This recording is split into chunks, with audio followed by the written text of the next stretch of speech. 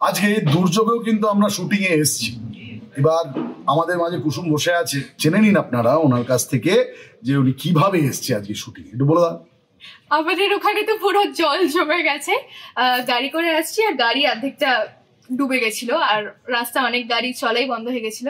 But still আপনাদের জন্য আমরা তাও শুটিং করছি জলের মধ্যেও।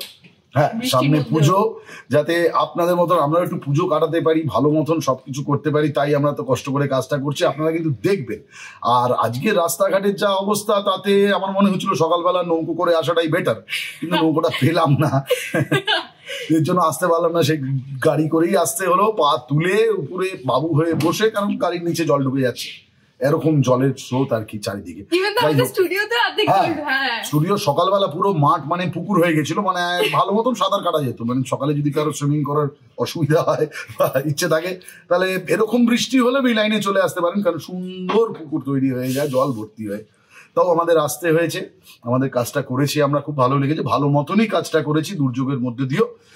আপনারা প্লিজ আমাদের এই কাজটাকে সফল করার জন্য, আমাদের খাটনিটাকে সফল করার জন্য প্লিজ আপনারা কিন্তু সবাই দেখবেন প্রত্যেক দিন 5:30টার সময় শুধুমাত্র জি বাংলায় কুসুম।